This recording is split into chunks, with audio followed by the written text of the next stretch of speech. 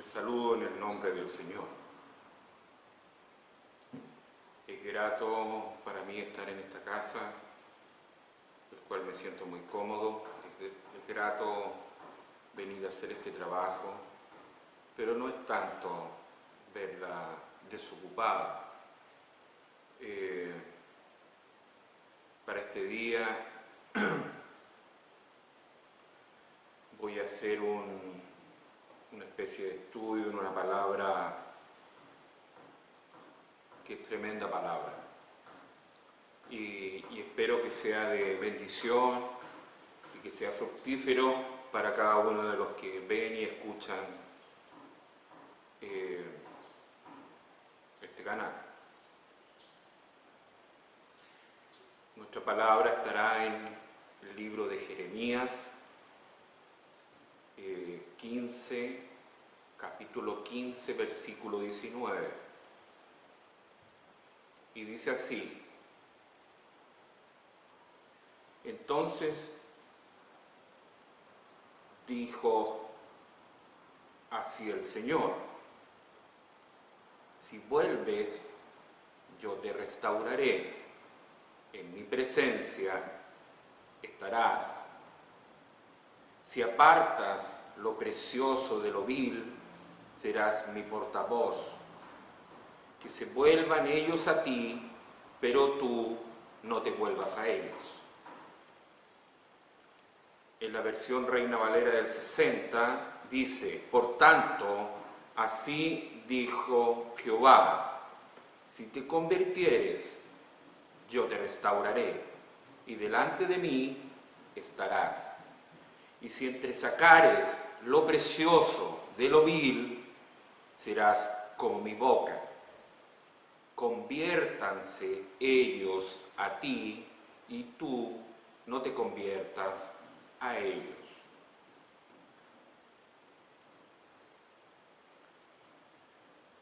Yo me hago algunas preguntas con respecto a esto. ¿Qué significa esto?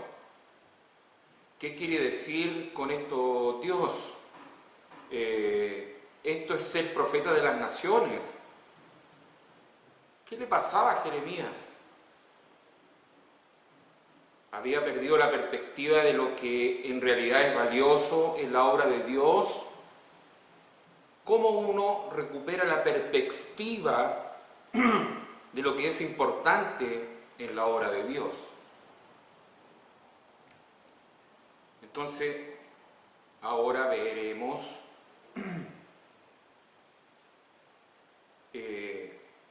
cuatro decisiones que uno debe de tomar según este pasaje para renovar y retomar el fuego del llamamiento de Dios a pesar de la adversidad, el cansancio, pruebas, pandemia. La primera decisión es una decisión intensiva. El texto nos dice: si cambias y regresas a mí. Está en su contexto. Dos cosas se muestran en la intensidad. Uno, mi condición. Por el uso de la expresión cambias, que se puede traducir como arrepentimiento, renovación, nuevo punto de vista. Significa que el cambio que Dios le está pidiendo a Jeremías no será de la noche a la mañana y no será fácil. Será por un proceso constante, lucha y tenaz. Dos, que se muestra con intensidad es mi devoción. Observe que el texto dice: y regresas a mí. Dios quiere que el modelo de búsqueda sea Él, y no tanto la gente o las circunstancias. No hay mejor modelo que la búsqueda de Dios. Eso implica que de alguna manera escúcheme bien, Jeremías se había alejado de Dios. Segunda decisión es imperativa. Yo te restauraré y estarás en mi presencia. Me gusta observar que hay dos cosas que se pueden volver a inspirar en mi llamamiento. Una, me debe inspirar la acción de Dios. La palabra que se usa para restaurar aquí es la misma para cambiar. Sin embargo, hay una diferencia muy sustancial en los modos de los verbos. La diferencia entre ambos modos es la acción. Eso significa que la idea que Dios estará volviéndose a mí si yo me vuelvo a Él. Y la razón o causa de esta atención de Dios es por mi actitud. Mi actitud de buscarlo causa que Dios busque también. Es recíproco. Jesús dijo, el que tiene mis mandamientos y los guarda, ese es el que me ama. Y el que me ama será amado por mi Padre. Y yo lo amaré y me manifestaré a él. Juan 14, 21.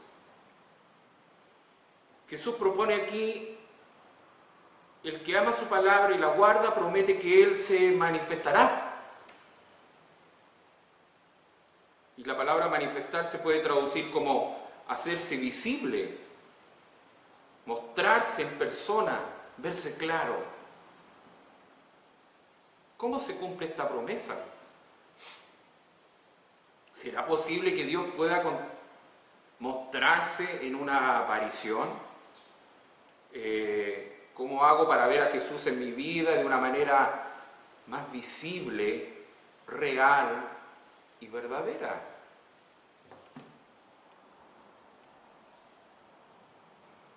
Esto sucede cuando vamos a la profundidad con Jesús y encontramos su revelación en la palabra del Señor. Ahí nos encontramos con Él en profundidad. Ahí se nos revela, ahí se nos presenta. 2. Me debo inspirar la atención de Dios. Dice que el pasaje, delante de Él voy a estar. La expresión se refiere a estar cara a cara. Rostro de Dios.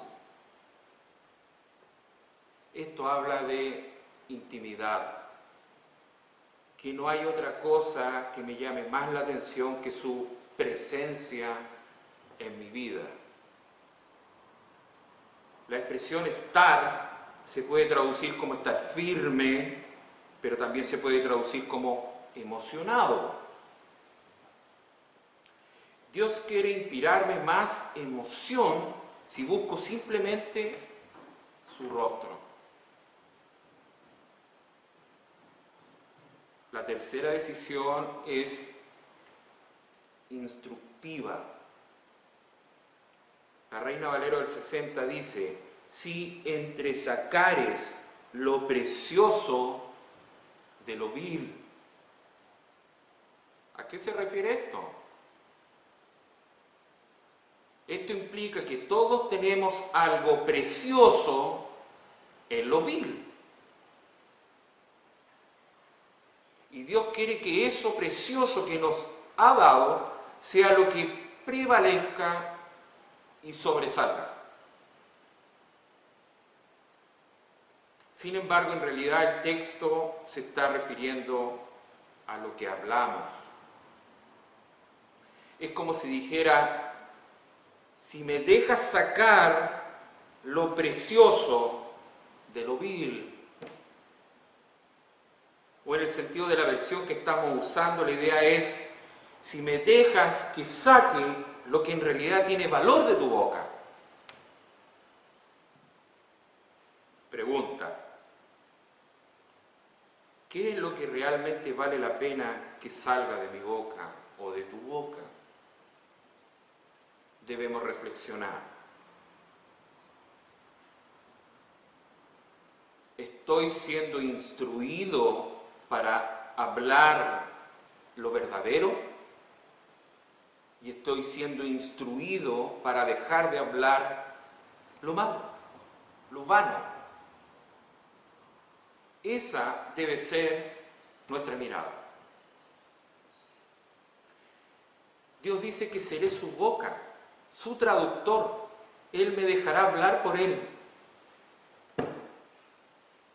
Pregunta: ¿es esto ser profeta de Dios? ¿Es esto lo que quiere de tu pueblo o de su pueblo el Padre en estos tiempos? Tengo la certeza que sí. Que nos volquemos a su palabra.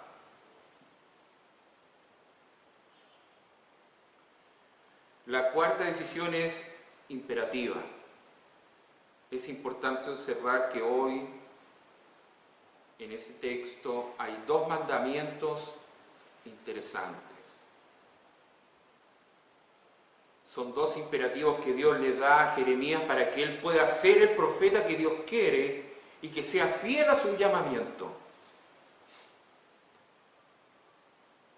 Son ellos los que tienen que volverse a ti y no tú quien tiene que volverse a ellos. El imperativo aquí tiene dos dimensiones. Primero, a influir, y segundo, resistir. Él debe influir en ellos de tal manera que sigan su modelo y debe resistir la presión del grupo para parecerse a ellos, para no parecerse a ellos y diluirse espiritualmente.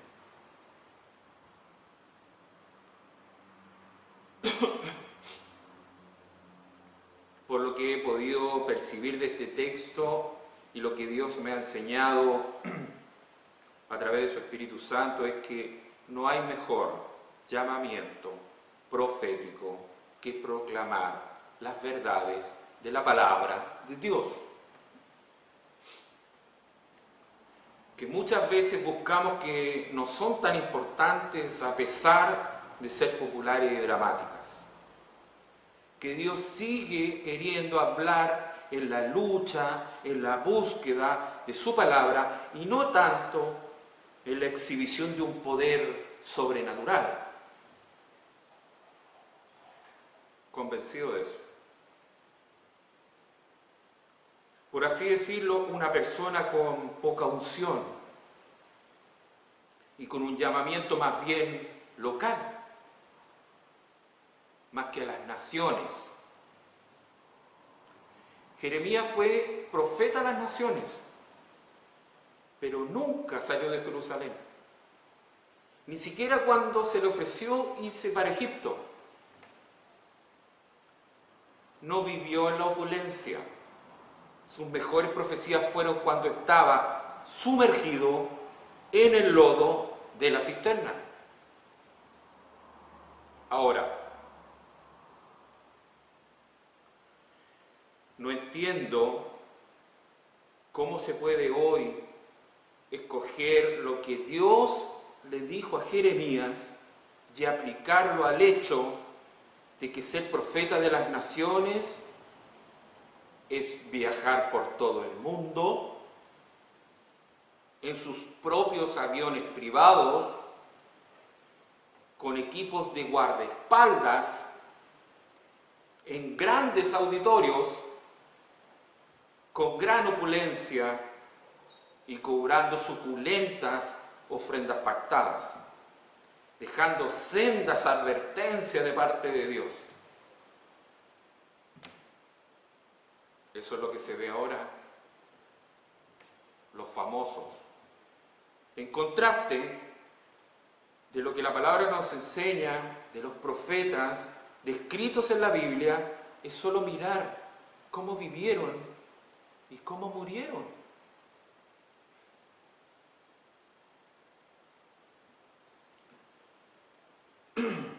Vivimos en Chile en junio del 2020 y la realidad del COVID-19 nos golpea duro. Nos clasificaron en el número 9 a nivel mundial de contagiados. Eso para mí es una vergüenza y tiene que ver con los pocos millones de habitantes que somos. 9 en el mundo. El nivel de contagiados que tiene Chile es abrumador. Mirábamos de forma muy lejana, de hecho veíamos las noticias cuando en Italia había tantos contagiados y mirábamos tan de lejos eso. Creo que hoy día ya sobrepasaríamos a Italia en los contagiados. Eso es vergonzoso. Esta pandemia ha llegado a todos los rincones del mundo y ha sacado lo bueno y lo malo de las sociedades. Comenzó en China y en Estados Unidos en un comienzo lo miraron como un resfriado fuerte más. Y precisamente en ese país se desbordaron muchos de estos profetas y apóstoles famosos declarando, solo Dios declara, decretando, solo Dios decreta, y estableciendo, solo Dios establece. Que a Estados Unidos ellos no permitirían el ingreso de este virus. Con sendas apariciones en televisión, soplando incluso al virus para que salga de Estados Unidos. ¿Qué pasó? Es el país con la mayor cantidad de contagiados en el mundo. Entonces esos profetas, esos apóstoles, falsos profetas, falsos apóstoles, mercaderes de la fe. Ahora, cada uno de nosotros tenemos un trabajo que cumplir independiente al llamado que tengamos. Y voy a leer unos versículos. Primera de Corintios, en Mateos 28, 19. Vayan pues y hagan discípulos de todas las naciones, bautizándolos en el nombre del Padre y del Hijo y del Espíritu Santo. En Marcos 15, 16, 15 dice, y les dijo, vayan por el mundo y prediquen el Evangelio a toda criatura. En Lucas 24, 47, y que en su nombre se predicará el arrepentimiento para el perdón de los pecados a todas las naciones, comenzando desde Jerusalén. Primera de Corintios 1, 23, 24. Pero nosotros predicamos a Cristo crucificado, piedra de tropiezo para los judíos y necedad para los gentiles. Sin embargo, para los llamados, tanto judíos como griegos, Cristo es poder de Dios y sabiduría de Dios.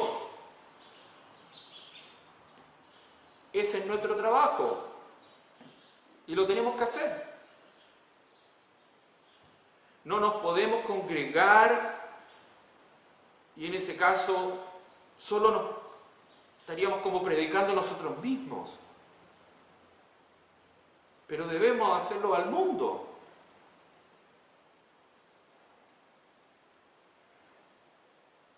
Está claro que estamos con muchas limitaciones, pero este canal, por ejemplo, llega a las naciones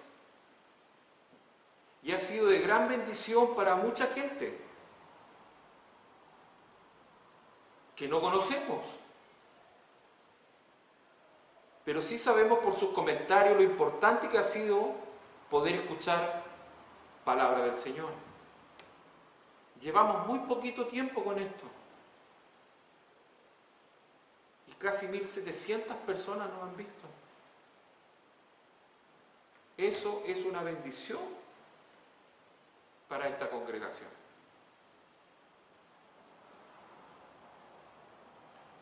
Que nuestra congregación no sea un callejón sin salida, donde la palabra del Señor se detenga.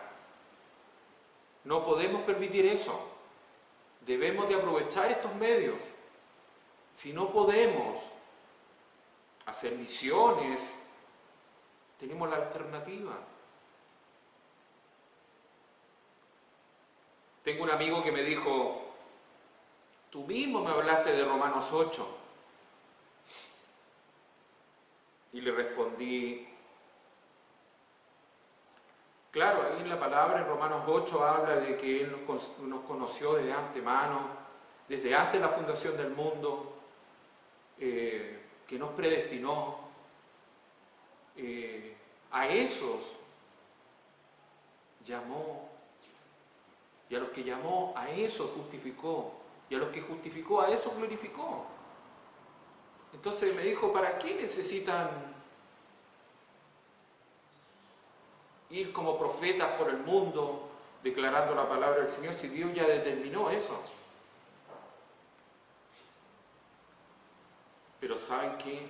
Dios eligió el medio, y es su iglesia, a través de su palabra. Ese es el medio que usa Cristo para que lleguemos a sus llamados, a sus escogidos. En mi caso, por ejemplo, siempre me hablaron de la palabra, me entregaban tratados, querían orar por mí, y yo un poco los rechazaba, incluso pensaba mal de ellos. Hasta que en una oportunidad en mi trabajo, un compañero de trabajo, un anglicano, evangélico anglicano, me habló de la palabra y me pasó algo extraordinario, que me empezó a hablar de la palabra y todo a mi alrededor desapareció. Y todo mi ser se concentró en lo que él me estaba diciendo. Años después comprendí que me llamó a través de la palabra. Esa es la forma que usa Dios para llegar a sus hijos, a los que predestinó, a los que justificó, ya lo hizo, pero los llama a través de su palabra. Y usa la iglesia, usa a sus hijos. Entonces no podemos parar. La palabra tiene que seguir avanzando, no se ha detenido nunca. Y esta pandemia, aunque hayan cerrado los templos, debemos de seguir proclamándola.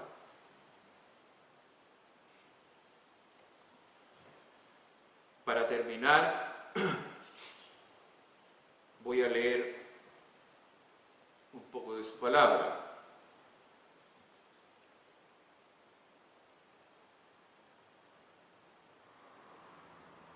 Escúchenme, casa de Jacob, y todo el remanente de la casa de Israel, los que han sido llevados por mí desde el vientre, cargados desde la matriz, aún hasta su vejez. Yo seré el mismo, y hasta sus años avanzados yo los sostendré. Yo lo he hecho, y yo los cargaré, yo los sostendré, y yo los libraré. Palabra bendita. Isaías 46, 3, 4. Gracias, Señor. Acuérdense de las cosas anteriores ya pasadas, porque yo soy Dios y no hay otro. Yo soy Dios y no hay ninguno como yo, que declaro el fin del principio y desde la antigüedad lo que no ha sido hecho. Yo digo, mi propósito será establecido y todo lo que quiero realizaré. Yo llamo del oriente un ave de rapiña y de tierra lejana al hombre de mi propósito. En verdad he hablado y ciertamente haré que suceda. Lo he planeado, así lo haré. Isaías 46, del 9 al 11.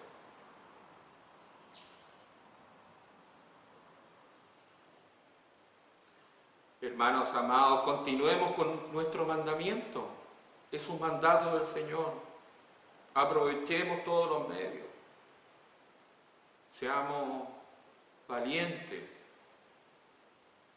y no nos detengamos. Porque sé, si yo no estoy, va a haber otro detrás y otro y otro, y no debemos de parar.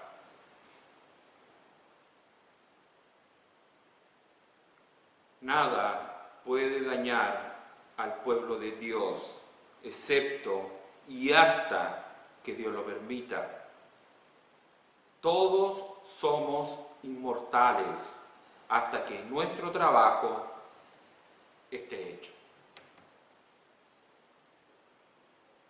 Que Dios los bendiga, que esta palabra sea de bendición como ha sido para mí, que me ha dado mucho gozo. Que la gracia y la paz de nuestro amado Señor Jesucristo estén con todos ustedes y con toda su familia. En el nombre de Jesús. Amén.